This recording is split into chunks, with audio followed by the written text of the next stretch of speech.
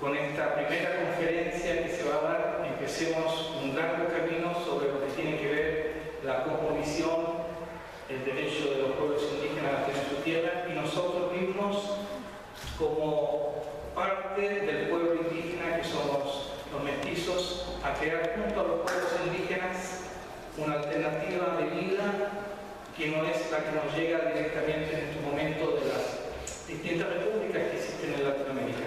Nosotros estamos convencidos que la única manera que nuestro gran pueblo latinoamericano se pueda unir es justamente la parte espiritual, la parte nuestra de la cultura, y es por eso que en estos pequeños espacios que nos daremos para poder entender lo que es la cultura latinoamericana, de la parte nuestra que son nuestros abuelos, tenemos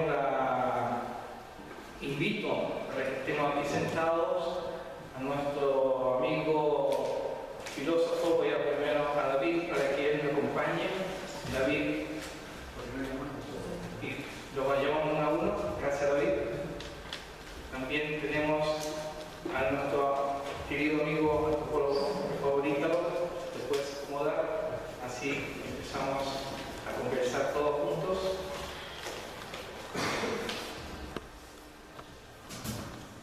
Y también, Ramiro, cuando tú quieras te puedes acomodar, Ramiro. Muchas gracias.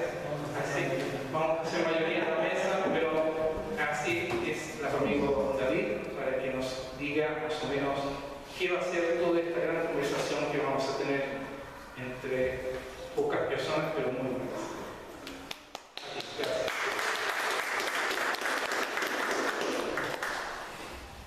Bueno, entonces a mí me toca dar un telón de posición tanto del antropólogo Ítalo como el doctor Ramiro, que es abogado, especialista en problemas indígenas, derechos humanos.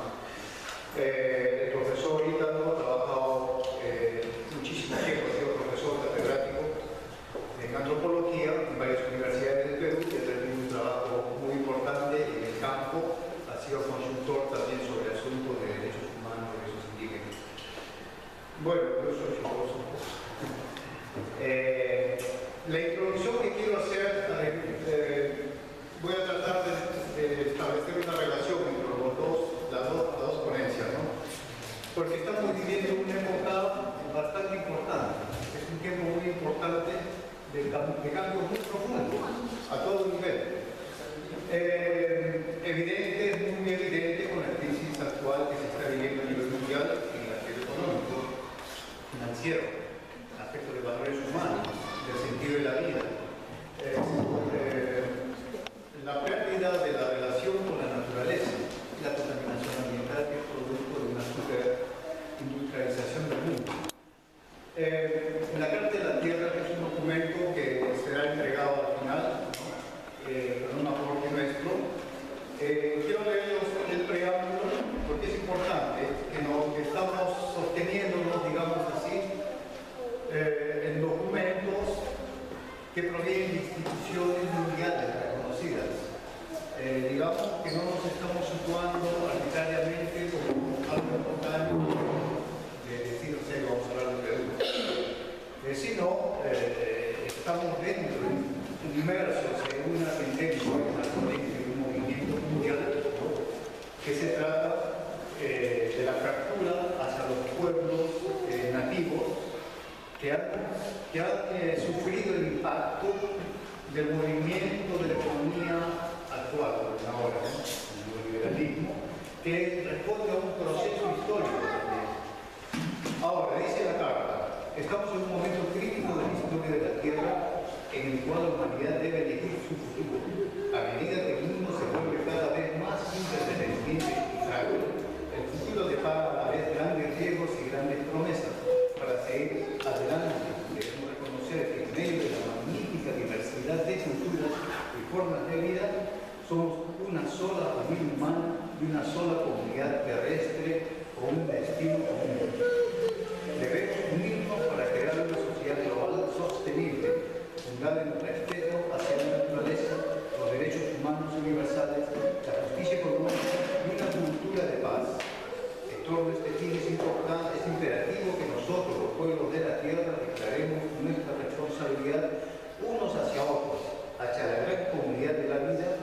ya es a las generaciones futuras. Es el preámbulo. Después analiza detalladamente varios aspectos de lo complicado que es este tiempo, ¿no? Pero que responde también a un criterio histórico. Unas civilizaciones desarrollan, llegan al máximo y a un determinado momento empiezan a decaer, a declinar, ¿no? Pareciera que estamos viviendo estos tiempos. Entonces, ya desde el año 60 más o menos, a través de instituciones, este es un resultado de conversaciones tenidas entre pueblos indígenas, organizaciones no gubernamentales, gobiernos interesados, que a lo largo de tanto tiempo han estado dialogando, hasta que en el año 2000, con el soporte, disculpen que no decirme bien, con el soporte de las Naciones Unidas, ha emitido esta Carta de la Tierra. O sea, es un documento válido, aceptable por muchas naciones en el mundo y que nos da, ¿cómo se dice?, el fondo desde donde nosotros podemos plantear herramientas alternativas. Ahora, Occidente pertenece a una cosmovisión.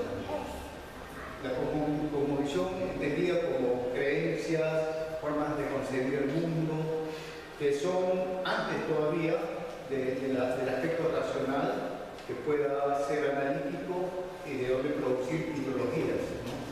Al interno de una estructura de cosmovisión pueden surgir muchas ideologías, ¿no? Un poco complicado, pero a la ligera lo dejamos así para otro momento de repente, ¿no? Entonces, la característica del mundo occidental a la que ha llegado parte básicamente de la cultura griega. Para los griegos, los bárbaros eran los que no eran griegos, ¿no? Entonces, Europa precisamente eran los bárbaros, ¿no? Y los griegos eran los que tenían cerca. Y la mujer era considerada un objeto también incluso, ¿no? Y los que no eran ciudadanos también eran los bárbaros, los excluidos, ¿no? Esa mentalidad, a través de un proceso histórico muy complejo, largo, llega a Europa a través del Imperio Romano. En el Imperio Romano todavía los bárbaros eran los germanos, los francos, los anglos, etc., ¿no? Hasta que, digamos, se rompe el Imperio Romano, entre el periodo del Medioevo se inician las primeras expansiones comerciales, pero a través del uso de la fuerza militar. O sea, uno de los elementos que constituyó esta cosmovisión es el dominio del otro a través de la fuerza, el sometimiento y la opresión. Con esta mentalidad, todos los que no eran y pertenecían a su población eran bárbaros. Era gente que no servía, que eran animales, ¿no? Esa misma mentalidad fue la que constituyó después durante el Medioevo a los primeros teólogos cristianos.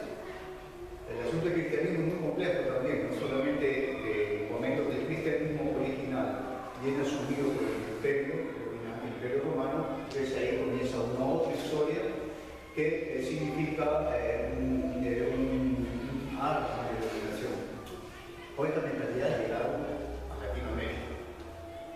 Entonces vieron que el indio, la cuestión del problema era, los indios eran humanos, tenían algo o no tenían algo.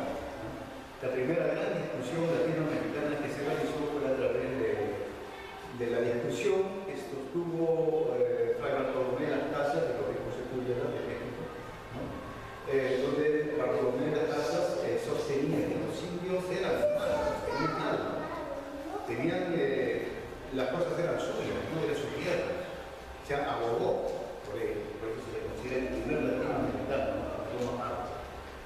En cambio, Sepúlveda argumenta, fundado en la teología occidental y también apreciado según los intereses de la corona, y por eso quería dar razón a él. Pero ¿qué sucede durante la conquista? Conocemos exactamente qué sucedió. Los pueblos originarios fueron marginados, su cultura negada, les prohibían hasta hablar su propio idioma, los sabios fueron eliminados, fue toda una catástrofe, ¿no? Que hizo así que las culturas originarias se vean sometidas bajo opresión, bajo dominación, bajo servidumbre, ¿no? Y eso fue el estigma que los acompañó durante 500 años. Han habido sublevaciones, toda una historia muy complicada y seguramente con un fundamento, ¿no? Pero ¿qué sucede en estos tiempos? Después de la Segunda Guerra Mundial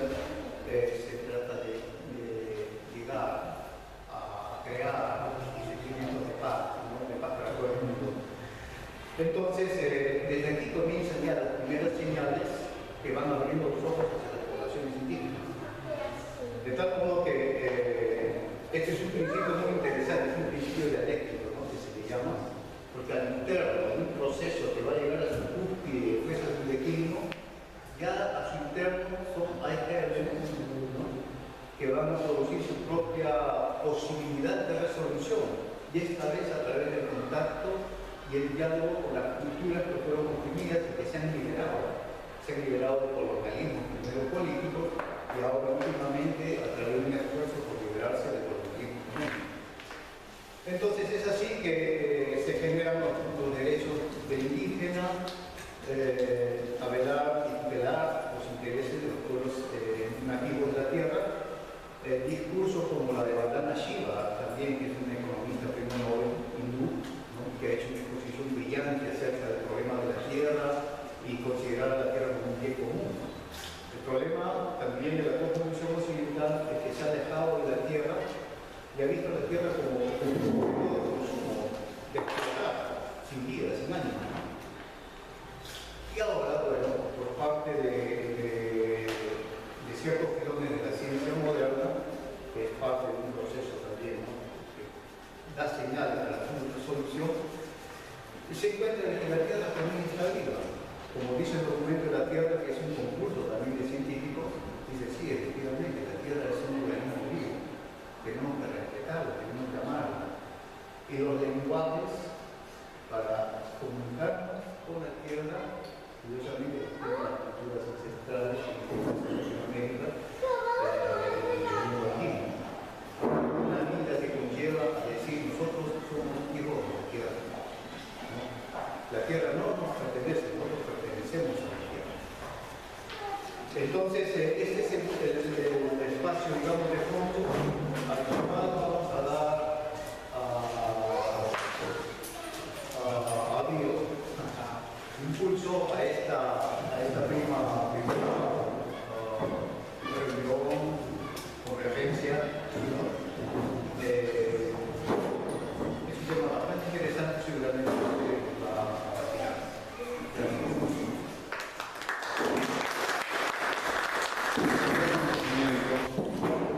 A este esfuerzo que se está haciendo para contribuir a que nuestro mundo no se acabe y nos autosustenemos todos. Por culpa no de nosotros, sino de otros, que no calculan que si seguimos en este ritmo de crecimiento, pues la Tierra va a tener que dejar de ser un hábitat para los seres humanos.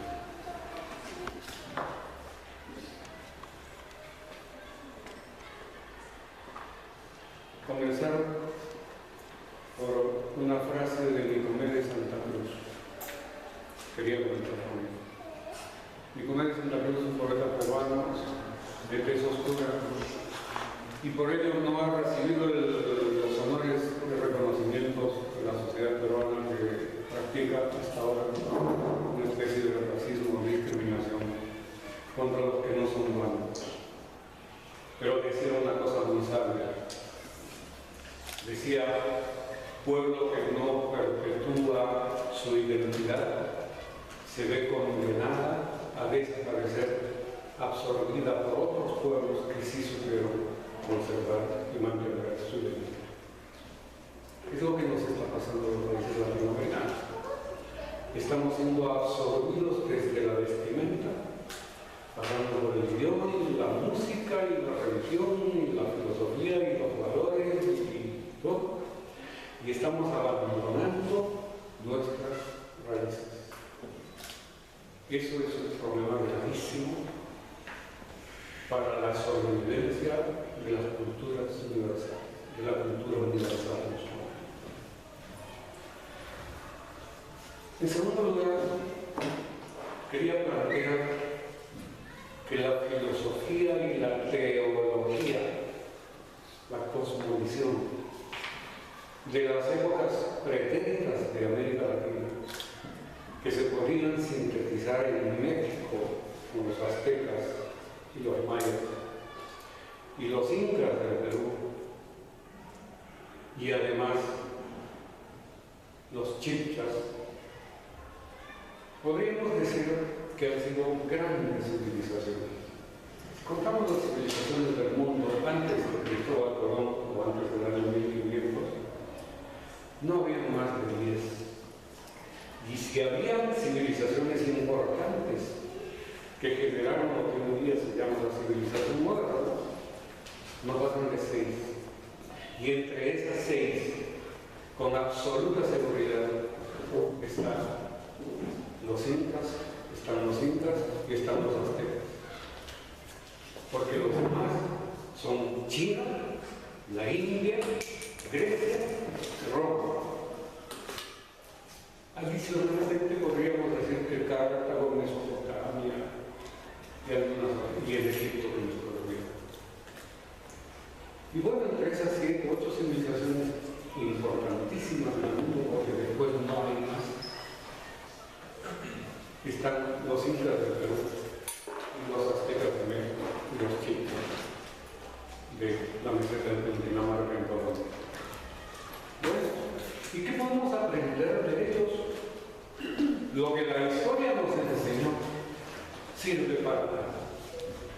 Lo digo así, porque yo he sido un aficionado por conocer la historia del Perú antiguo y capaz por eso me introduje en el mundo de la antropología y aprendí de la antropología, más no de la historia, a conocer en profundidad, o mejor, si se quiere, a la cultura llamada andina. Y los profesores de historia nos han enseñado una serie de conceptos: el imperio incaico, la clase de la nobleza, los nobles de sangre y nobles de privilegio. Y nos pintaron una historia que era el traslado de los conceptos de Europa medieval y los emperadores antiguos. Y llamaron emperador inca, y llamaron clase noble, clase privilegio. Y lo mismo repitieron, como que los incas o los aztecas, las culturas, eran una repetición del punto de vista y enfoque europeo. Grave error hablar hasta ahora de imperio y de la conquista española. Sería largo explicar esto, pero una conquista se hace con amor y intercambio. Una conquista no se hace con la violencia, ni con la fuerza, ni con la violación de sus derechos. Una conquista es eso. Pero hubo conquista española, no, hubo una invasión genocida y explosiva, que impuso sus valores por la fuerza y eliminó millones de habitantes, no solo con las minas y las hogares, pero también con las enfermedades de la guerra. Pero esas civilizaciones se mantuvieron casi en todo el mundo. Yo siempre digo, hay gente que mira, pero no ve. Para ver hay que estar entre ellos. Hay gente que mira. Conozco algunos que han viajado al Cusco, donde yo nací en el Perú, y dicen, qué bonito el Cusco. ¿Y a dónde has ido? Están las discotecas. ¿Qué has ido al Cusco? ¿Y qué has comido? Ah, he comido lomo saltado, he comido pizza. Siempre se ha sido al Cusco, no se va a comer la boba, esas cosas típicas del chiriuchi. No, porque yo he ido al restaurante. ¿A qué ha ido al Cusco al restaurante? ¿Y has visto la fiesta de Sacsayhuamán? Sí, unos toros que se visten de incas y magos. ¿Y has visto un guayno por allá bailado? Sí, el guayno que zapatea, no me gusta porque uno sale cansado. Esos son los que miran, pero no ven, porque detrás de una pieza de guayno hay toda una simbología de la tierra, de enamoramiento, de traslado de valores. Es decir, hay que saber mirar. El mismo es un cronista que lo bautizaron como Felipe porque era indígena y lo adoptó un español muy joven de apellido de Ayala, pero él mantuvo su nombre indígena, Huamán, que significa halcón, y Poma, que es una variante de Chuma, puma es un felino, es una deidad en las sociedades antiguas. Entonces él se llama Felipe Guamán Puma de Ayala.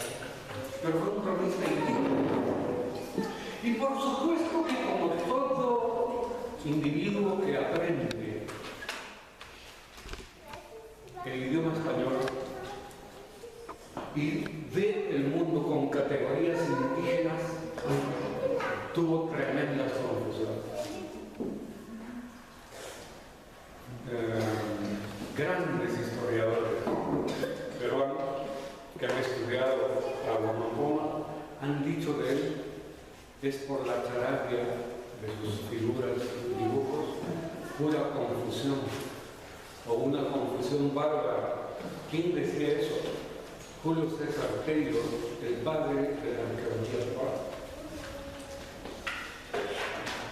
Philip Ainsworth Minnis es un historiador norteamericano que por primera vez tradujo la obra de Guamán Puma de Ayala y la puso en mi libro.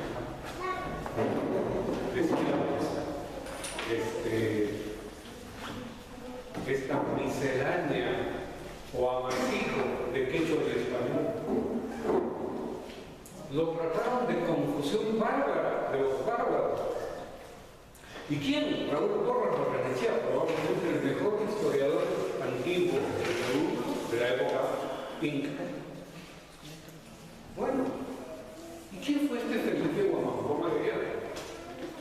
Es un tipo que viene a ser estudiado por un antropólogo bajito, delgadito, de voz delgada, holandés, que llega al Perú, al Cusco, y como todo ratón de biblioteca, se mete a los archivos de la provincia del Cusco, de la Universidad, del Archivo General, para buscar información. No les miento, se demoró 12 años para producir un libro que es su tesis doctoral. The Saque System in the Organization of Cusco Capital of Incas. El sistema de los saques en la organización del Cusco Capital de los Incas. Y con una visión que a mí me duele como peruano, o sea, desprendido de los prejuicios españoles o indígenas, ve en Guamán Puma de Ayala un tipo extraordinario. Por ejemplo, para Guamán Puma de Ayala, los cuatro suyos no fueron lo que nos pintaron los primeros cronistas españoles. Desgraciadamente los cronistas fueron casi todititos españoles. ¿Y qué escribían los españoles? El punto de vista y los intereses de España y nunca de los indígenas que estaban sometidos. Por lógica elemental, cuando a Felipillo le preguntaron en quechua, ¿dónde queda el Tahuantinsuyo? Felipe, el traductor, seguramente les habría dicho, Chaimán, queda hacia allá. Y mata Jamín. A ver, traduce, ¿qué quiere decir Cusco? ¿Qué quiere decir Tahuantinsuyo? Tahuantinsuyo es Tawa, Suyo, 4 regiones. Y me casi escuché 4 Tawa, Suyo, 1. ¿Dónde están estas regiones? Chaimanta, Chaimanta, Oriasuyo, Chaimanta, Andasuyo, Chaimanta, Puntisuyo. Los españoles con su mentalidad europea inmediatamente allá, norte, sur, este, oeste, primero. Los 4 subes del Imperio Incaico fueron la representación de las 4 orientaciones geográficas. Hasta ahorita siguen estudiando la misma frontera en los colegios y universidades del Perú. Y seguramente en América Latina que estudian el mal llamado Perú. Pero ¿qué fueron los incas?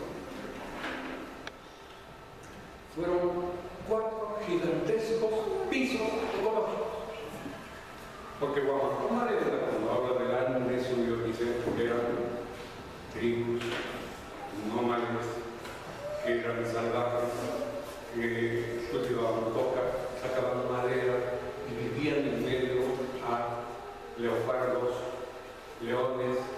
tigres, jaguares, pumas, etc. Claro, para un occidental este tipo es confusión bárbara. Este es un ignorante, amasijo de techo español, es un bárbaro. ¿Cómo va a decir tigres y leones y los tigres y leones son de África? Son de Asia. Pero lo que interesa es el fondo, no la forma. En la idea de Mormon estaba que era la selva. Y si dijo tigres y leones es porque los vio en figuritas y dijo, bueno, esto también debe haber en la selva. ¿Es un error? Sí. ¿De concepción? Sí. Pero no quita que el Andes suyo era la selva. Que viene de los Andes. Andes suyo está mal pronunciado, es Andes.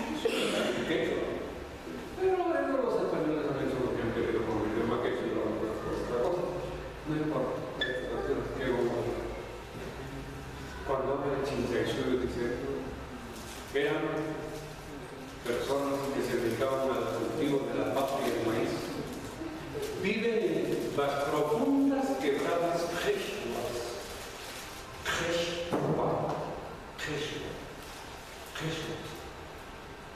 ¿Qué es eso? Las profundas quebradas Quechuas. Es lo que llamamos la sierra.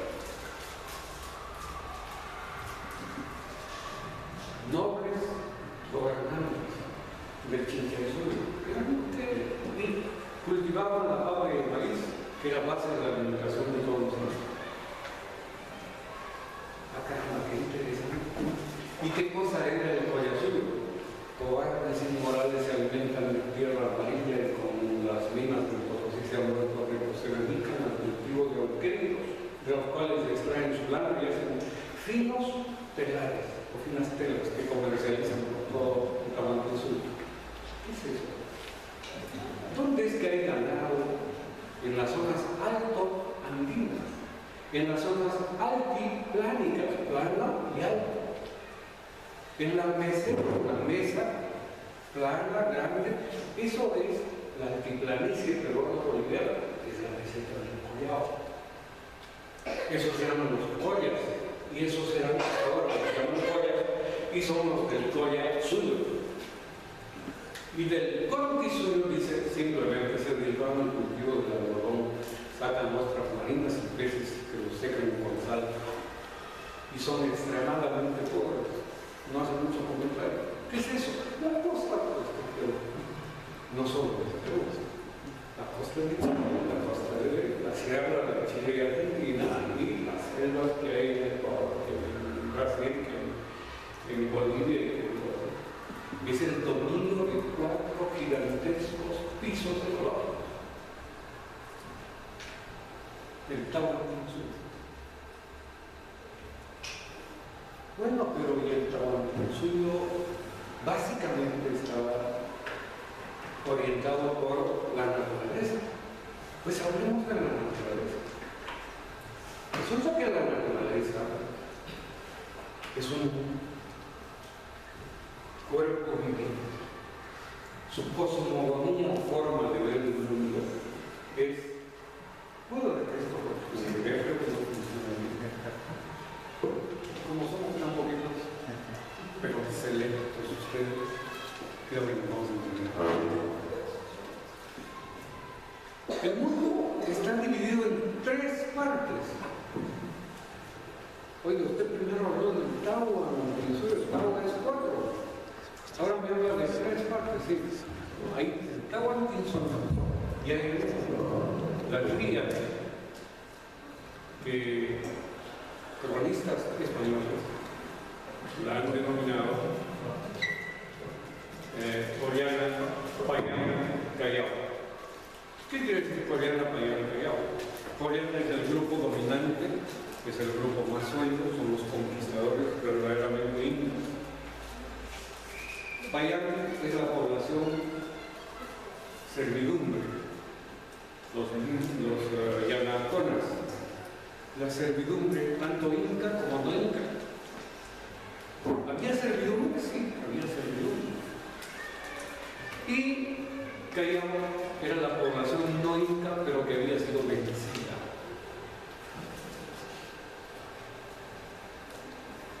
Coreano, Callao. estructura de tipo social. Resulta que cuando uno va al campo en el Perú y pregunta a los campesinos, y probablemente en el norte de Argentina, en el norte de Chile, seguramente en casi todo el Ecuador, en parte sierra y parte colombiana, la división de la familia en familias quechuas, propiamente, o quechuas, uno pregunta cómo se llama el hijo mayor, la altura, y el último, el chanaco es el sulte,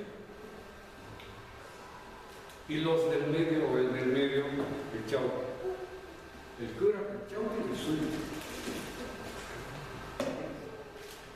Y el sulte solo no puede ser malo.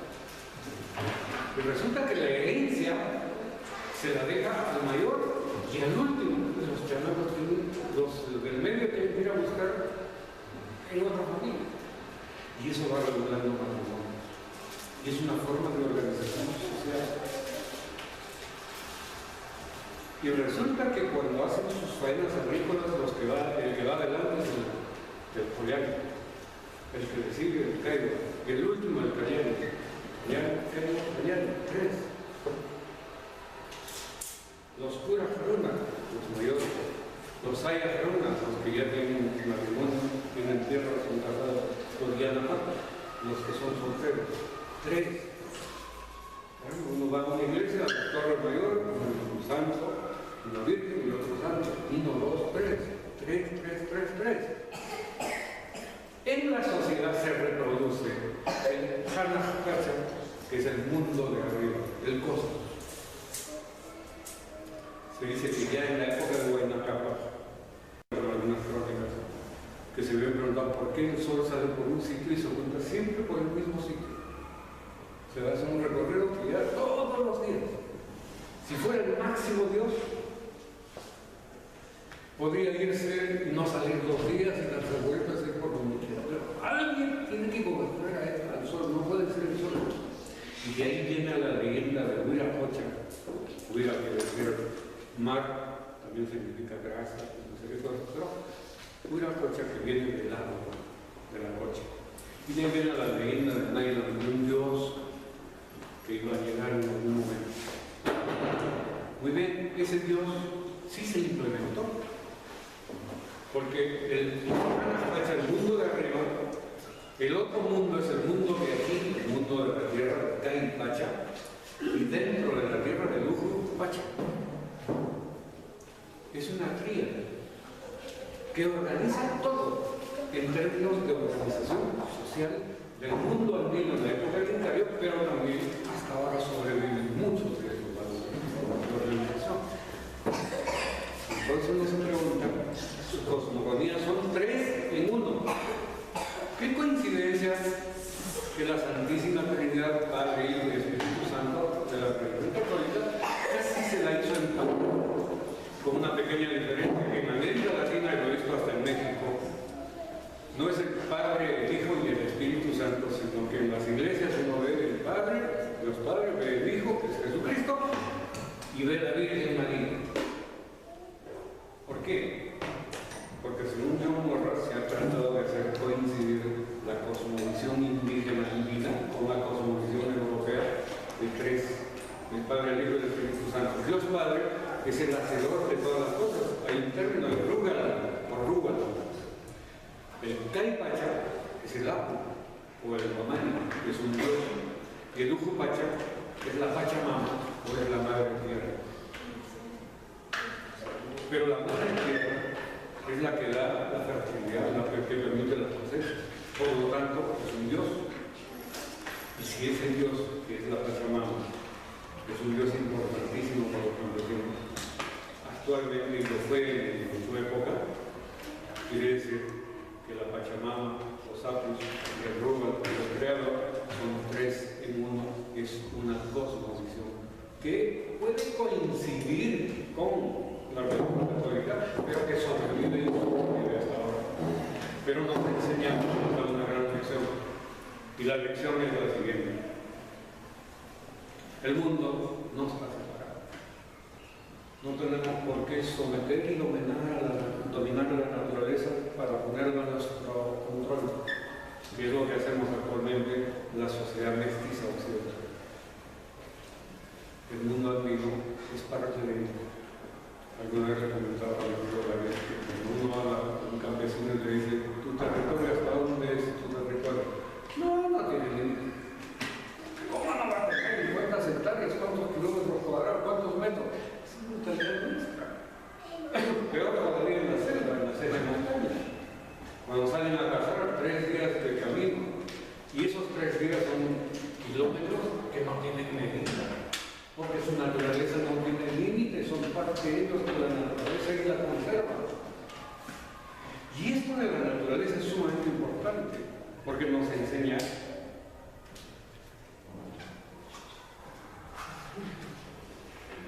otra gran lección. Ellos miran el cosmos. El 24 de junio a las 12 de la noche salen y están mirando el Joto. Joto quiere decir agrupación de estrellas. Si está limpio, dicen, este va a ser bueno. Si está opaco y las nubes lo tapan, mal año. No va a haber sol. Lluvias. Esa es pura superchería. Puede ser. Pero muchas cosas coinciden. Por ejemplo, cuando ven moscas, alguien ha muerto.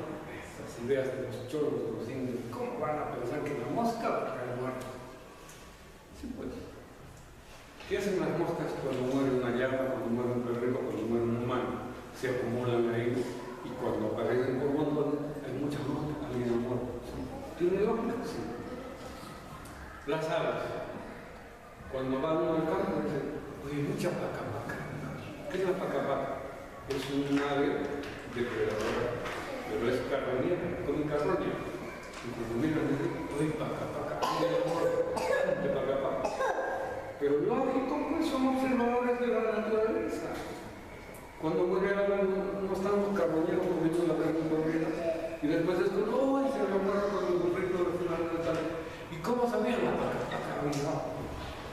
No es que son ignorantes. Cuando ven hormigas por montones es porque están saliendo a buscar alimento. Y porque se están reproduciendo. Y cuando ven libélulas y cuando ven otro tipo de insectos, hay toda una filosofía que ya saben por qué. Arañas, un montón de arañas por todos sitios. ¿De qué se alimentan arañas? De insectos. ¿Y por qué hay arañas? Porque hay insectos. ¿Y por qué hay insectos? Porque han salido los insectos a comer. Porque hay animales para los insectos. Entonces tiene su lógica. Lo conocen mucho mejor que nosotros. ¿Se dan cuenta? Esa lógica es convivir con la naturaleza. El hombre no es el que aniquila, mata, plaga, no. Es el que convive. Sabe bien por qué está sucediendo. Cuando muere un animal, sea por accidente o por lo que sea, lo comen. Y lo matan al animal solo cuando hay fiesta o cuando hay cumpleaños de sus hijos, Navidad, Nuevo, pero que maten por matar, no. Con razón están desnutridos, pero también respetan la naturaleza. Tener un camperito en el campo es tener pues, como un automóvil aquí en Italia. Porque ese es el vehículo que le da leche, que le da muchas cosas, ¿no? Y a la larga se vende y se saca el fuego, lo que dicen todo. Bueno, la naturaleza es así. Esa es la importancia de la naturaleza. Yo quiero terminar porque hay muchísimas cosas más que hablar, pero me están indicando que ya el tiempo es gratis. Si Greenpeace tuviera una filosofía para sustentar por qué ellos defienden la integridad de la naturaleza, serían mucho más importantes de lo que son. ¿Tienen cariño por los animalitos pobrecitos que están desapareciendo? Sí. ¿Meten un montón de plata, meten barcos y todo para proteger las ballenas? Sí. Están muy bien lo que hacen, hay que aplaudirlos y hay que apoyarlos. Pero el día que Pachamama, como tenga una filosofía, pero una filosofía consistente, que parta de esta tríade, Hanan Patzalkai Patzalkai, la integridad entre ese mundo, el mantenimiento de la naturaleza y la vida con la naturaleza y no contra la naturaleza. Y porque eso permitió que el mundo andino se divida en 4 suyos, y esos 4 suyos son 2 partes, 2 Hanan y 2 Urim. Y esos 2 Hanan y 2 Urim, que es el Cusco, el Hanan Cusco y Urim Cusco, se reproducen en todos los pueblos de Tahuantinsuyo. Porque así lo dice la ciudad de la vez.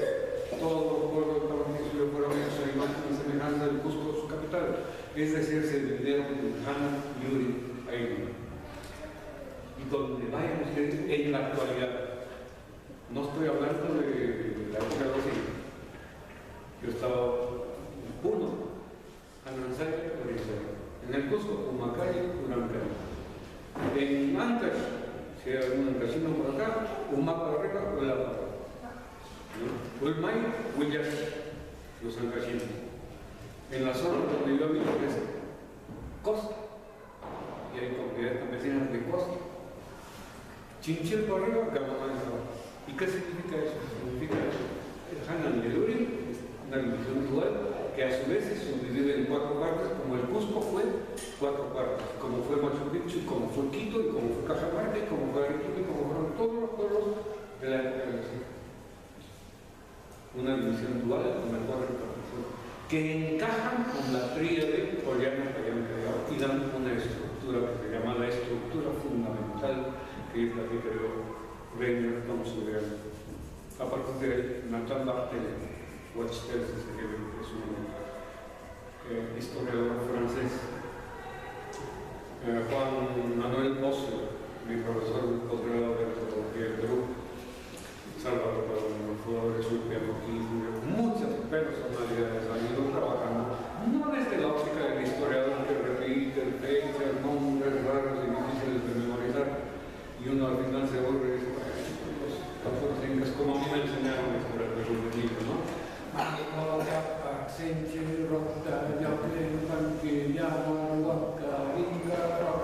No estoy falseando, es así exactamente. Pero de memoria, como el Padre Nuestro. Y así no se hace pues historia. La historia tiene que saber por qué son los tipos de organizaciones. Y esto es un descubrimiento, un aporte de antropólogos y de historiadores modernos que comienzan a comprender esta nueva forma de ver el mundo desde la población. Aquel que diga que los incas son un gobierno dominante,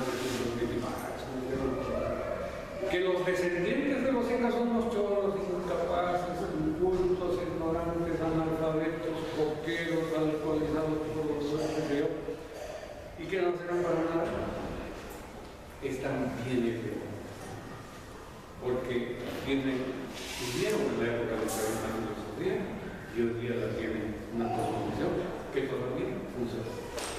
Y funciona para el bien de quienes estudiamos estas cosas y necesitamos de una filosofía propia, nuestra, no importada, que nos permita ser una alternativa en Italia y en el mundo a Greenpeace y a otros para sustentar la necesidad de mantener vivo el planeta, que es nuestra pasión. Muchas gracias.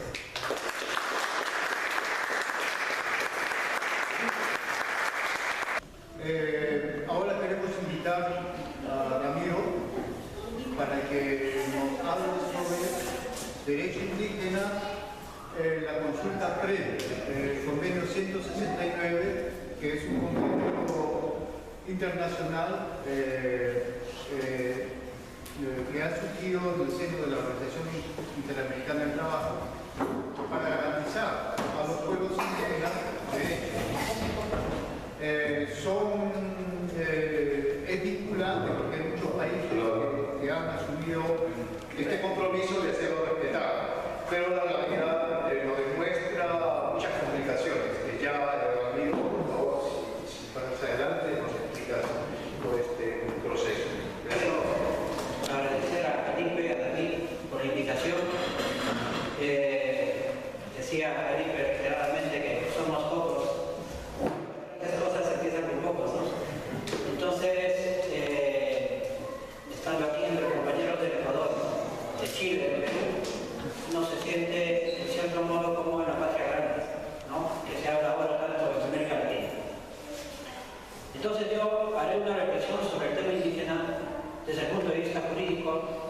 un poco desde los avances que se han venido haciendo utilizando los instrumentos internacionales de derechos humanos, los avances que se han venido dando desde las poblaciones indígenas en América Latina. Yo hablaré obviamente un poco de la realidad de Perú, pero que no es tan diferente con otras realidades que, donde se presentan estas luchas. Las luchas no solamente son jurídicas, se usa el instrumento jurídico, las luchas son políticas, las luchas son sociales, las luchas son culturales ahora. Entonces, una primera cosa que yo quería mencionar, desde que en América Latina en este momento se habla, en estos últimos años se habla de la irrupción de los pueblos indígenas. Precisamente irrupción porque siempre estuvieron excluidos, siempre estuvieron discriminados, marginados y nunca fueron parte de la fundación de los estados en América Latina. Por eso fue muy importante, básicamente, dos momentos históricos, que lo digo brevemente, ¿no? Porque tiene para hablar mucho. La Constitución del Ecuador de 2008, cuando en la Constitución se estableció un poco de la sabiduría de la población indígena y se empezó a hablar de los derechos de la naturaleza y se empezó a hablar de buen vivir. Y la Constitución del 2009 en Bolivia, donde se empezó a hablar también de los derechos de la madre tierra y del buen vivir, ¿no es cierto? Algunos testimonios de líderes indígenas o de representantes indígenas hablan de una segunda independencia, porque en esta Constitución se vieron reflejados en algún modo sus conocimientos, sus sabidurías y el reconocimiento de sus derechos que lo venían reclamando hace muchos años. Dicho esto, desde el punto de vista legal, hay dos instrumentos legales que han servido a las poblaciones indígenas. Uno es la Convención 169 de la Organización Internacional del Trabajo, que se aprobó en 1989. La idea de esta convención es responder precisamente a esta situación de exclusión que habían venido viviendo las poblaciones indígenas y que en algún modo lo viven todavía, desde un instrumento legal para que sean incorporados dentro de las decisiones importantes que se toman en la vida del país, para que sean tomados en cuenta en las decisiones políticas. Entonces, el Convenio 169 habla básicamente de los derechos de los pueblos indígenas y entre estos derechos habla de la consulta previa. Entonces, mi enfoque será desde esta parte, desde la consulta previa y lo que se está haciendo. El otro instrumento internacional que ha sido aprobado es el de la Declaración Universal, la Declaración de los Pueblos Indígenas de las Naciones Unidas en el 2007. La diferencia es de que la convención, al ser suscrita y ratificada por un Estado, es de obligatorio cumplimiento y es parte del sistema jurídico de cada nación. Es decir, en pocas palabras, se tiene que cumplir.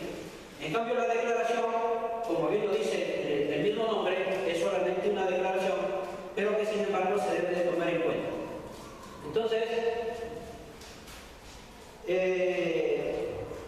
dicho esto, además existe, digamos, en el caso que se viole el Convenio 169, existe todo un mecanismo internacional, tribunales internacionales donde recurrir para que se cumpla con este derecho.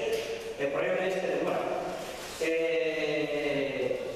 Entonces, en América Latina tenemos el Sistema Interamericano de Derechos Humanos. Hay una comisión la Comisión Interamericana de Derechos Humanos que da recomendaciones y si los estados no hacen caso para que se cumpla con los derechos de los pueblos indígenas, va a la Corte Interamericana. Y lo que dice la Corte Interamericana es de obligatorio cumplimiento para los estados, en términos un poco teóricos. Después existen las recomendaciones que se dan desde las Naciones Unidas. Hay un relator especial para el tema de los pueblos indígenas que da en modo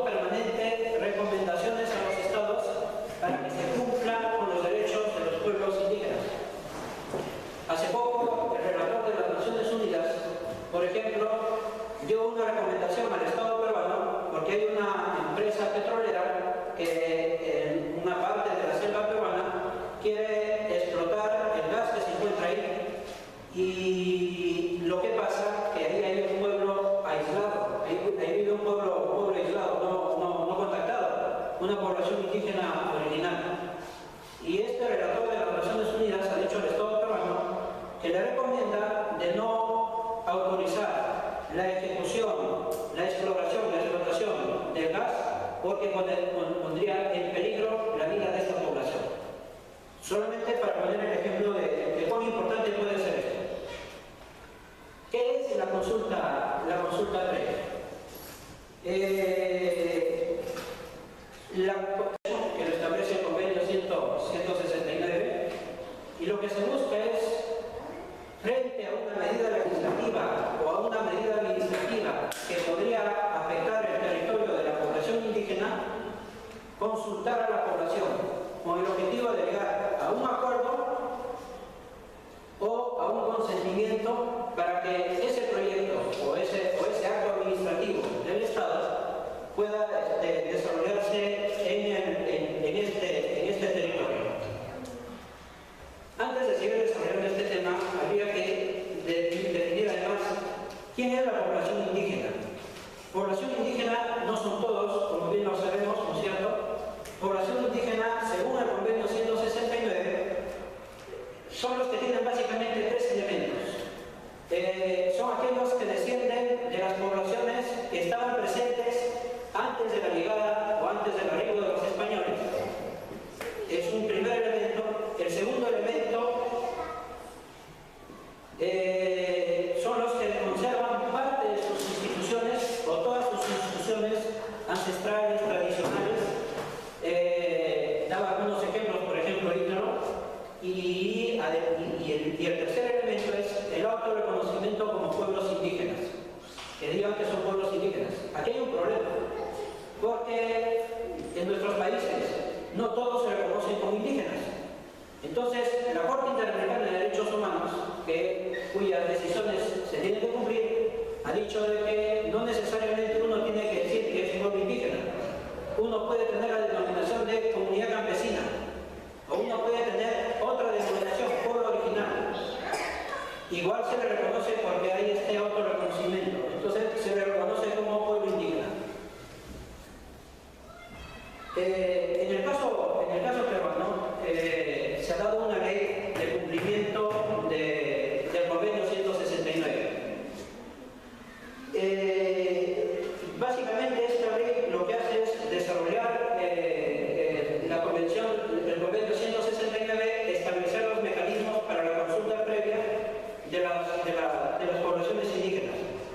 Ha sido criticado, porque después hay un reglamento, ha sido criticado por las organizaciones indígenas en Perú, básicamente por dos cosas. La primera es de que no responde al espíritu de la convención del convenio 169, es decir, las poblaciones indígenas no han sido involucrados en la elaboración de esta ley, ni tampoco han sido involucrados en la elaboración del reglamento. Entonces lo que ellos quieren es, si tú vas a hablar de nosotros, y si tú vas a hablar de nuestro territorio, y si tú vas a hablar de nuestros recursos naturales, entonces la primera cosa que tienes que hacer es involucrarnos y tomar en cuenta nuestra sabiduría, tomar en cuenta nuestro conocimiento, que no es el conocimiento que es básicamente el occidental, como bien ha explicado. Y han hecho una interpretación un poco lejana del espíritu de la Convención 169, al decir que población indígena son quienes conservan su idioma y tienen la propiedad comunal. Si bien es cierto, lo que se trata de proteger es la propiedad comunal en la población indígena, eso no quiere decir que población indígena sean solamente los que tienen la propiedad comunal. En Perú, por ejemplo, hay muchas comunidades o muchos pueblos indígenas que han empezado a parcelar sus terrenos y han empezado a tener la propiedad privada, pero conservan algunas costumbres, pero siguen siendo población indígena. Y la otra cosa es que conserven su idioma. Eso no responde tampoco al espíritu del convenio 169, porque hay tantas poblaciones indígenas que lamentablemente han perdido su idioma, pero tienen en algún modo las tradiciones y las costumbres para que se le definan como pueblo indígena. Decía yo, cualquier medida legislativa o cualquier medida administrativa que podría afectar el territorio de la población indígena.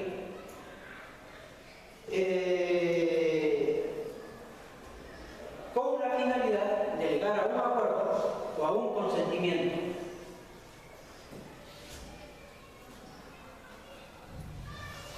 Para que se entregue, por ejemplo, en el caso de proyectos hidroeléctricos, en el caso de proyectos mineros, en el caso de proyectos de hidrocarburos o de petróleo, para que se entregue una concesión. ¿Cuál es la problemática en este tema?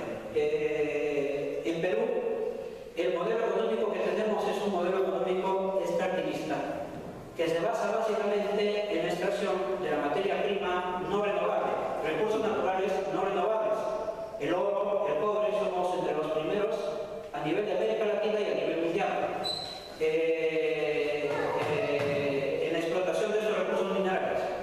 Entonces, los últimos gobiernos, la dictadura de Alberto Fujimori desde 1990 al 2011, luego Alejandro Toledo desde el 2011 hasta el 2001 hasta el 2006, luego Álvaro García y luego ahora Alejandro Toledo, que ganó las elecciones con un discurso de reconocimiento de los derechos de los pueblos indígenas, pero que al final se alió precisamente con este sector empresarial. La política es de favorecimiento a estas empresas multinacionales para entregar el territorio de la población indígena a estas multinacionales.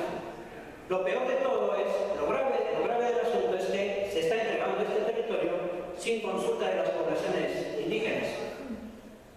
Estoy hablando más o menos del año 2006. Trabajaba en el sur de Perú. Ahí están las comunidades campesinas quechuas, que bien se puede decir la población indígena quechua.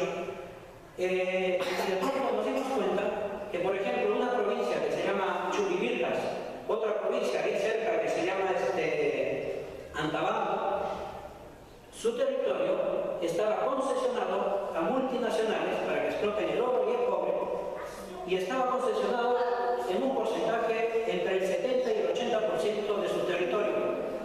Lo increíble del caso es de que las municipalidades o las parroquias, que lo llaman en Ecuador, no lo sabían las comunidades campesinas.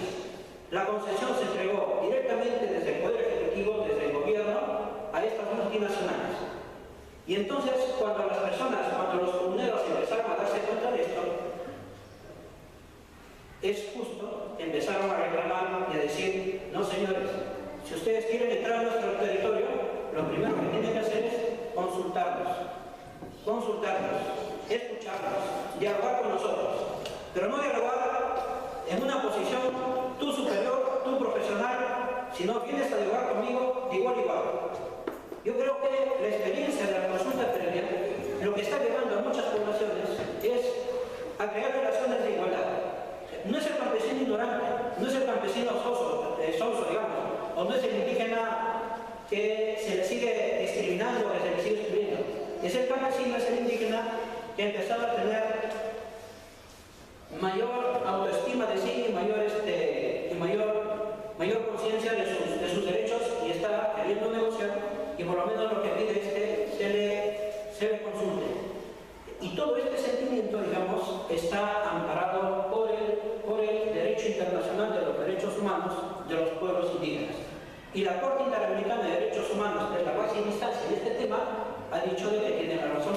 Y entonces ha dado ya 9 sentencias hasta este momento. Me parece que la primera lo dio en 1999.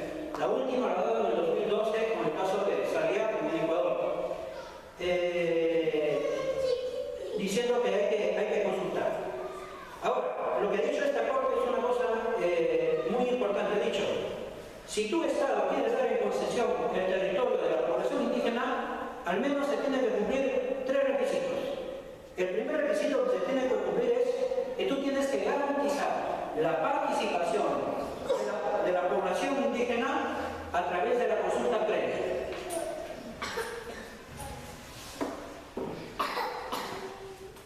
En Perú, por ejemplo, se ha interpretado de un modo equivocado este tema de la participación.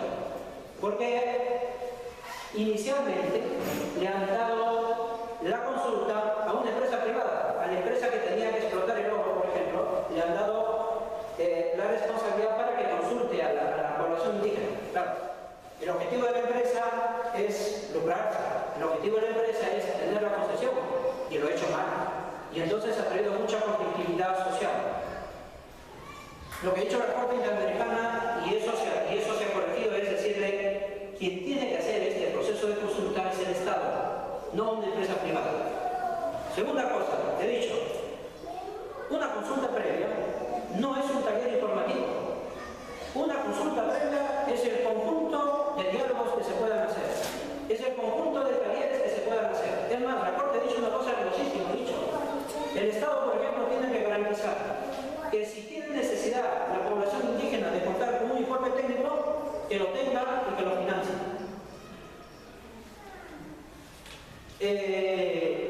Entonces, la primera cosa es eso, que se garantice la participación a través de la consulta previa.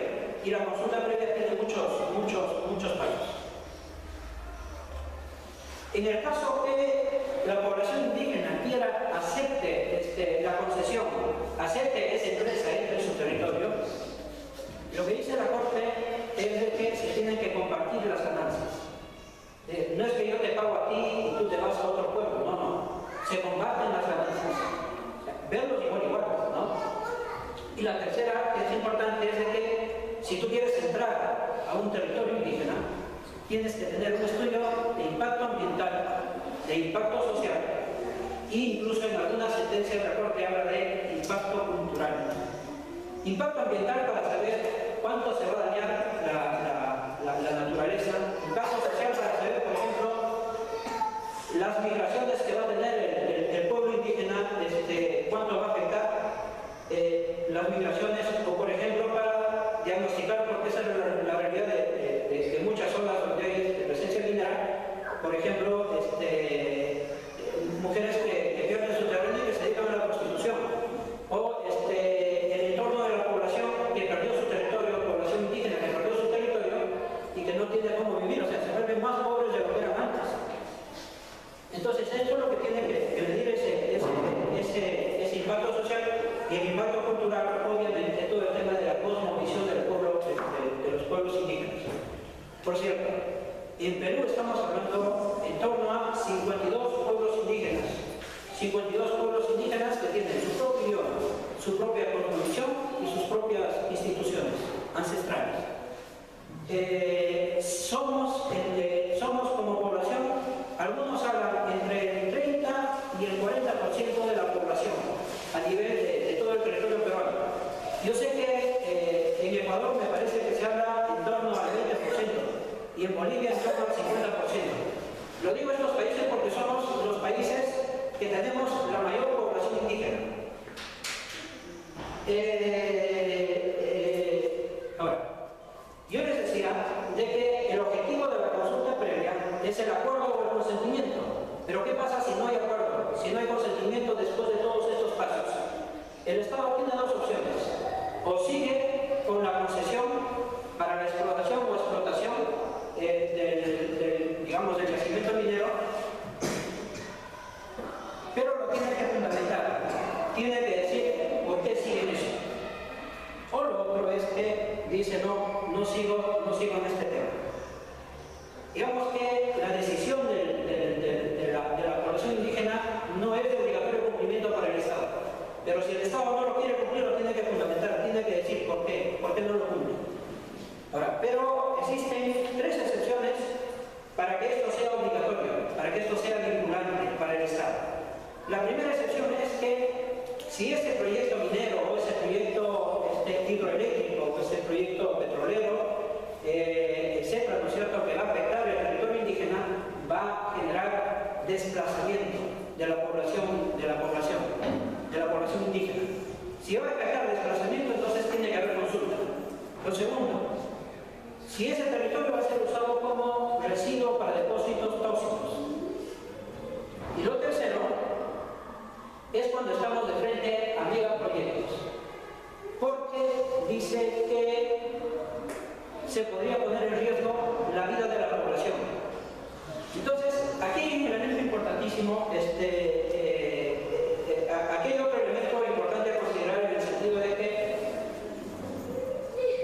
el territorio, desde un punto de vista jurídico, no está concebido, como lo decía ya Neptalí, ¿no es cierto?, pero eso ha sido reconocido por los jueces de la Corte Interamericana de Derechos Humanos, que hay que tomarlo como referencia. No solamente tiene un valor económico, material, tiene un valor espiritual. Y el territorio no solamente tiene que ver con el sol, el territorio tiene que ver con los árboles, el territorio tiene que ver con los recursos naturales no renovables que se encuentran en su territorio, y tiene que ver, por ejemplo, con el valor que la gente le da a los árboles, con el valor que la gente le da al agua, con el valor que la gente le da a otros aspectos que están dentro de su territorio. La cosmovisión es parte de su territorio.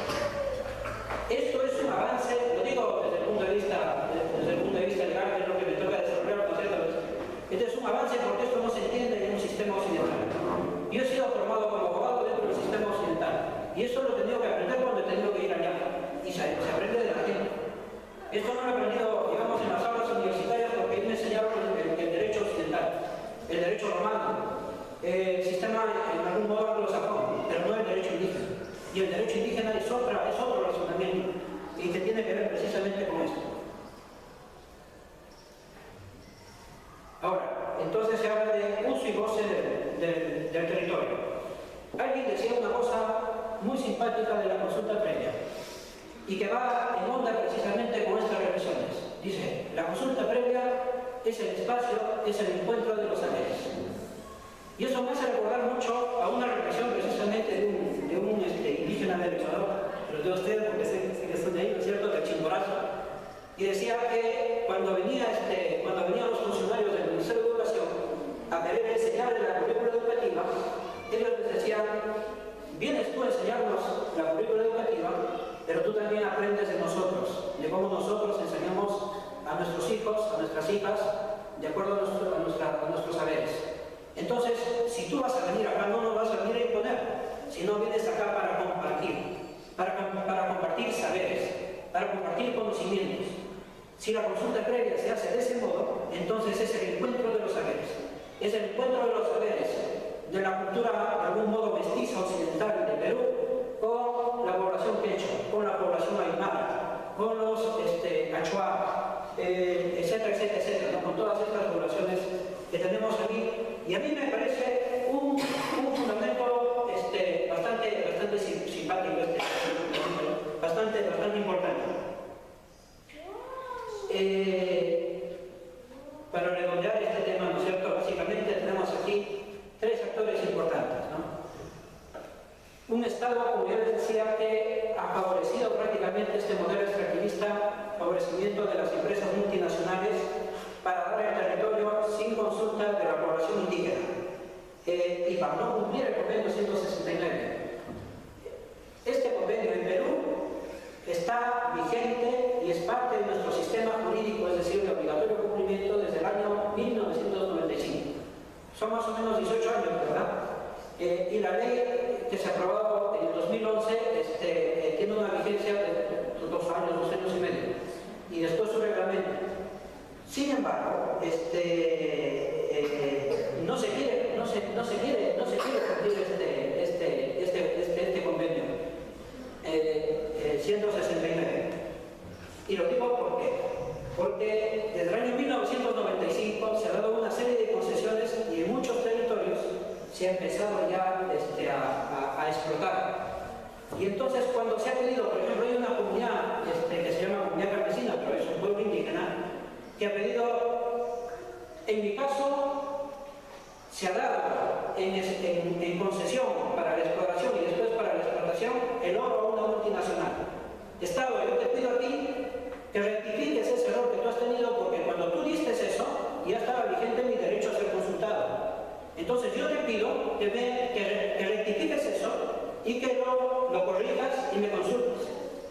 Y entonces el ente administrativo, porque todavía no se ha pronunciado el aparato judicial, el ente administrativo ha dicho una cosa increíble. Ha dicho no, esto está vigente desde Y entonces, como aquí tenemos la concesión antes del 2011, es prácticamente un desconocimiento a propósito del derecho, y lo digo ¿por qué? Porque en este Viceministerio de la Cultura, que es el órgano técnico de hacer cumplir el convenio 169, que está vigente desde el 2012 más o menos, ya se han cambiado de dos gestiones, porque las primeras dos gestiones querían hacer las cosas bien. Y entonces, como este gobierno no quería que se hagan las cosas bien, les han tenido que sacar. Otro tema importante, que no solamente es la realidad de Perú, pienso yo, es el tema de que el Estado, para garantizar este modelo extractivista, ha empezado a gobernar en el 2011. Estamos al 2014 y hay 29 personas muertas a causa de los conflictos sociales. Esta historia no es ajena, tal vez hay menos muertos, no es ajena en Colombia, no es ajena en algún modo en Ecuador y en Bolivia, ¿no es cierto? Porque hace poco se hablaba de la intervención en una ONG.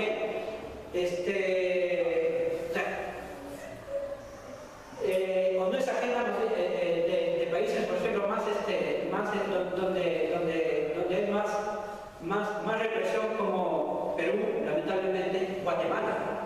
En Guatemala han hecho una cosa muy hermosa en el tema de consulta previa, por cierto, que vale la pena decirlo. Como el Estado, ellos han suscrito el convenio 169, me parece, en el año 1994, es de obligatorio cumplimiento, pero al Estado no le daba la gana de cumplirlo. Entonces, ¿qué es lo que ha hecho la población indígena? Se han organizado a nivel del gobierno local, de las municipalidades, de las parroquias, y han dicho: nosotros hacemos las consultas comunitarias.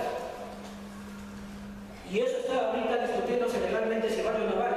El máximo tribunal en Guatemala ha dicho: no, esto no vale. Pero después ha venido el representante de las Naciones Unidas, Anaya, a decir de que tiene elementos de validez. O sea, porque ellos están consultando. Tú no, como gobierno, no me quieres consultar, entonces hacemos las consultas comunitarias y se tiene que pronunciar sobre este tema en la Corte Interamericana de Derechos Humanos. Les decía de que hay 29 personas detenidas. Las leyes penales cada vez son más fuertes. Uno en el Perú puede ir, digo, porque todavía felizmente no se ha aplicado, pero uno por poner una piedra por un bloqueo que se hace en la carretera puede ir a cumplir 25 años de pena privativa de la libertad, 25 años de cárcel. Vamos. Un homicida va a esa cantidad, un violador sexual va a esa cantidad de años. ¿Es así tan grave que un dirigente vaya a protestar? La ley penal está respondiendo y quiere garantizar este modelo económico. Bueno, las multinacionales, que lo único que les interesa es el lucro, y tienen ahorita todo el paro legal de algún modo, y tienen pero tienen la respuesta de las poblaciones indígenas también, que eso es importante decirlo. Yo termino diciendo tres cosas importantes. En un momento así no se agota este tema porque tiene para hablar bastante, ¿no? Espero no estar descansando. La primera cosa es, yo creo que, a modo de conclusión, ¿no es cierto?, es la oportunidad de encontrarse entre iguales. Yo leía los testimonios de los parlamentarios indígenas en Bolivia, de cómo les insultaban por utilizar la polera, de cómo les insultaban por vestirse como indígenas. Esa realidad es ajena en Perú. En Perú incluso vivimos una realidad más fuerte, en el sentido de que hasta hace poco, hasta ahora todavía, ser indígenas es insultar a una persona. Si yo te digo indígena, te estoy insultando. ¿No es cierto? No es la realidad del Ecuador y de Bolivia, que con un discurso indígena cambiaron su constitución, porque hay una mayor autorreconocimiento de este tema. Entonces, muchas comunidades que son indígenas prefieren llamarse comunidades campesinas. Entonces, esto, en bloco con este encuentro entre iguales, porque hay una urgencia de terminar con esta discriminación. Esa discriminación que precisamente empezó, lo que decía David, es cierto, ¿verdad? Empezó con el arribo de los españoles, cuando empezaron a tratarnos como europeos, empezaron a tratarnos como si nosotros fuésemos inferiores, para justificar precisamente la codicia por el oro, ¿no? Felizmente hubo un Bartolomé de las Casas, finalmente hubo un Guamán Poma de Ayala que supieron responder a este tema, incluso desde el punto de lógico.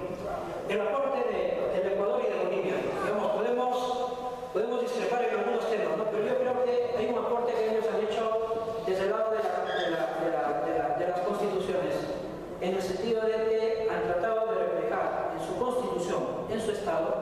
de que son estados plurinacionales. No es la idea de un Estado-nación, la idea de Italia, ¿no? Somos un Estado-organización que respondemos a una nación, me decían Estado, no, que comparten el mismo idioma, que comparten la misma cultura, que comparten las mismas instituciones. Eso nunca ha existido en América Latina. En América Latina no hemos tenido una sola nación, en América Latina hemos tenido muchas naciones. Termino con algo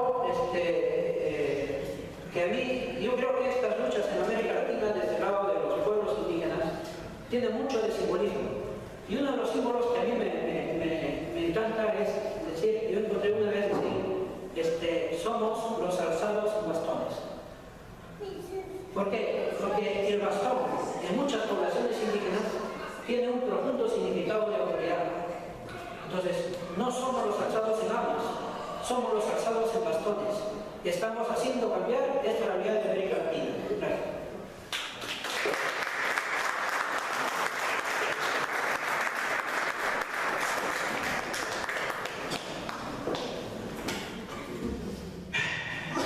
Estamos llenos de información, estamos realmente en un momento de un cambio en todos nosotros. Estamos mirando nuestra América Latina desde otros ojos y esto para nosotros como grupo, yo creo que haber tenido a dos profesionales que nos hayan dicho que nosotros tenemos que retomar en alguna manera, ¿no? De una buena manera, tenemos que tomar en nuestras manos nuevamente lo que son la composición, el derecho a la tierra y más que nada también el derecho a ser reconocidos como personas, no como sujetos que pueden de alguna manera crear valor. Nosotros somos personas que tenemos valores todos distintos y juntos hacemos una comunidad. Y ese realmente es el punto, la comunidad. Nosotros hemos olvidado, por vivir en ciudades, lo que son las comunidades, las pequeñas realidades que conocen el territorio, que conocen los problemas de los ancianos, los niños, los problemas de lo que es la cosmovisión también interior de cada grupo. Esto nosotros lo hemos olvidado porque estamos influenciados, hemos crecido nosotros no con lo que es el saber de nuestros abuelos, sino que nos han impuesto en alguna manera una educación que viene de otra parte, que ustedes todos sabemos y sabemos muy bien que es eurocéntrico, donde viene la filosofía, la matemática, etcétera, etcétera. Esto no es malo, yo creo que quede bien claro que no es malo. Es un encontrón más que maldad. El encontrón son dos realidades distintas, donde no se funden, donde no se conversa, donde no hay una equidad. Nosotros somos esos que ustedes sobre todo veamos cómo podemos hacerlo. Y es justamente nosotros, latinoamericanos, tenemos la posibilidad de hacerlo porque somos un pueblo prácticamente mestizo. El pueblo mestizo tiene la posibilidad de poder tomar en sus manos lo que es realmente un nuevo tipo de vida, nosotros podemos concebir un mundo mucho mejor porque tenemos lo que hablaba Ítalo, una cosmovisión y un modo de ver la naturaleza que está todo junto, ¿no? Nosotros somos parte, ser humano, somos parte de todo ese conjunto de cosas en la naturaleza, que son los hombres, que son la filosofía, que son las partes espirituales. Todo eso nosotros podemos hacerlo. Y es por eso que nuestro grupo, Pachamama, está orgulloso de poder empezar a hacer esto aquí en Italia, lamentablemente, porque estamos nosotros, seguramente nos iluminamos un poco más. Pero no es así. Tenemos la posibilidad de que otras personas puedan también crear estos grupos, no digo sectas, digo unámonos, veamos cómo se puede hacer, porque somos fuertes realmente, nosotros tenemos una capacidad enorme. Y más que nada, yo estoy muy feliz de todo lo que has dicho tú del derecho de la tierra, porque para hablar del derecho de la tierra hay que saber defender la tierra, hay que saber amarla, hay que saber lo que significa tener la tierra, y más especialmente en este periodo, en este mundo así complejo, donde la tierra viene utilizada solamente como algo humano, que tiene un valor. No es una cosa que sea una naturaleza que sea viva, donde nosotros podamos sumergirnos en ella y poder amarla. El amor a las cosas, ¿no? Hemos perdido esa parte, hemos perdido el amor a la tierra, hemos perdido el amor, somos poetas, tratamos de amar nuestra tierra más en el pensamiento y no en lo concreto. En lo concreto significa no botar seguramente la porquería, no tratar de ser lo mejor que la naturaleza, comer mejor, etc. Hay tantos modos de hacerlo. Y uno de esos modos también, como quería decir, es la lucha por la tierra, es luchar, es crear ese amor de que yo pertenezco a la tierra. Yo no puedo no defender la tierra porque yo soy parte de la tierra, ¿no? Y este pensamiento yo lo llevo a un pueblo que donde nosotros, de la cola de América Latina, que es la nación mapuche, es ese pensamiento que está muy arraigado en ellos, que hacen parte de esta bandera, que esta bandera la pudieron ellos hacer después de años, donde estaban desunidos Chile y Argentina, donde está la nación mapuche, lograron llegar a este acuerdo de ser una nación mapuche. Esta es la bandera que ellos tienen del 1990 y algo, que lograron hacerlo, y ellos hasta el día de hoy, a todos nosotros, sea mestizos, indígenas, nos están diciendo, para poder ser hijos de la tierra, tú tienes que luchar por la tierra. Y ellos siguen luchando por la tierra, todos los días. Y a ellos se le aplican, como decía nuestro amigo, todo lo que es la fuerza de lo que cae directamente del Estado, que son llamados terroristas. Se le aplican leyes antiterroristas y con esto lo aplican en todo el mundo, eso lo sabemos bien. Lo aplican en Italia, lo aplican en Chile, lo aplican en todas partes, es la última. Es el último modo de poder acallar una conciencia, aplicarte algo terrible. Lo sabemos, Nelson Mandela se lo aplicaron, pasó toda su vida y con esta terrible injusticia que le dieron, y esto lo están aplicando a los jóvenes que están en este momento, no solamente en Chile, sino que a los niños, a las mujeres, a todos les viene aplicada una ley terrorista. Ahora, ¿cómo se puede hacer? ¿Cómo se puede cambiar? ¿Cómo podemos hacer nosotros para cambiar este modo de ser? Y él nos ha dado una respuesta que es esta: tú tienes que tomar la soberanía en tus manos. La soberanía en tus manos es decir, un grupo decide. Si no hay una respuesta que viene del alto, cuando se llega a acuerdos, si no hay un acuerdo, tu grupo decide. Toma la soberanía en sus manos. Ellos dicen, nosotros decimos esto y este es nuestra ley. Y desde este punto de vista nosotros cambiamos las cosas. Y esto lo están haciendo los mapuches, porque siempre lo han hecho. Ellos han trabajado siempre y han vivido siempre en comunidades. Cada comunidad tiene sus leyes y juntos cambian las cosas. Entonces tú ahí ya puedes hacer, no sé, cambiar las cosas significa meterte todos juntos y cambiar una constitución. Una constitución que sea, que tenga todas las características que nosotros queremos. Las características ecológicas, características humanas, características especiales, que son las características espirituales que tenemos nosotros. Y generalmente estas cosas nosotros las podemos encontrar en el buen vivir. El buen vivir es una parte nuestra, es nuestra filosofía de vida andina. Ese es nuestro aporte a todo el mundo. Y ese buen vivir no significa ir a vivir entre medio de la selva y comiéndose la fruta y viviendo así, mirando al cielo. Significa vivir nosotros juntos, todos nosotros que somos hijos de este periodo histórico, aprobando las cosas con la ciencia de este momento, en una manera humana, no en una manera que tú tienes que ganar algo. Podemos hacer tantas cosas, podemos construir casas mejores, podemos hacer escuelas mejores, podemos mantener a nuestros ancianos para que vivan una vida mejor. No tenemos por qué tener que esperar que ellos reciban una pensión humilde después de haber dado tanto en su vida, y después ellos no tienen nada y quedan botados. Esto sucede en tantas partes. Están nuestros enfermos mentales, está lleno de enfermos mentales en Latinoamérica que andan botados por las calles. Eso no es posible. Entonces, todas estas cosas nosotros las podemos recoger, las podemos difundir, y todo esto se ve solamente en el buen vivir. Esto era, digamos, haciendo todo este recorrido es porque nuestro próximo gran salto de conferencia será sobre el buen vivir. Y es por eso que quisiera que todos nosotros participáramos. Aquí no hay jefes. Otra cosa, nosotros somos realmente, estamos tratando de funcionar como funcionaban nuestros padres cuando eran indígenas llamados. Ellos no tenían un jefe, cuando se reunían, todos tenían la posibilidad de decir la suya y todos tenían la posibilidad de tener un momento de conducción.